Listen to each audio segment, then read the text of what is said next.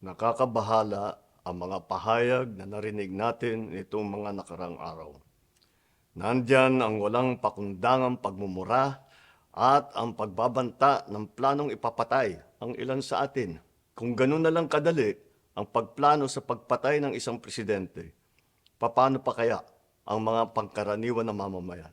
Yang ganyang kriminal na pagtatangka ay hindi dapat pinapalampas. Yan ay aking papalagan. As a democratic country, we need to uphold the rule of law. Ako, bilang pinuno ng Executive Department at lahat ng mga nanunungkulan sa pamahalaan ay may sinumpaang tungkulin na tutupdin at pangangalagaan ang konstitusyon at ang ating mga batas. Kaya hindi tama ang pagpigil sa mga halal ng bayan sa paghahanap ng katotohanan. Hindi na sanang hahantong sa ganitong drama kung sasagutin lamang ang mga lehitimong katanungan sa Senado at sa House of Representatives. Ang katotohanan ay hindi dapat itokhang. Tapos na sana ang usapang ito kung tutuparin lamang ang sinumpaang panata na bilang lingkod bayan ay magsabi ng totoo at hindi hahadlangan. Imbis na diretsahang sagot, nililihis pa sa kwentong chicheria.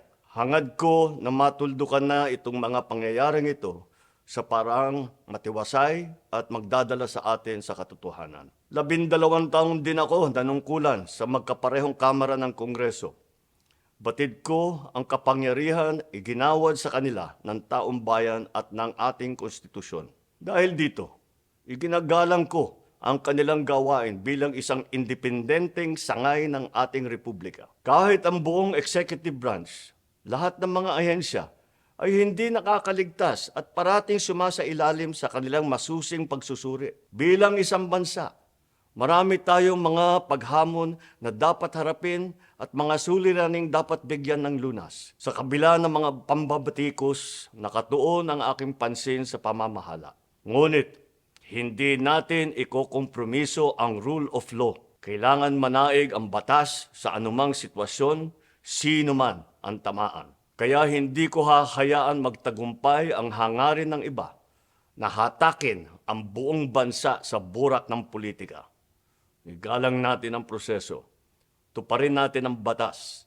Alalahanin natin ang mandato na pinagkatiwala sa atin ng milyon-milyon na Pilipino. Magtrabaho po tayo sa ikauunlad ng Republika ng Pilipinas at para matamo ang bagong Pilipinas.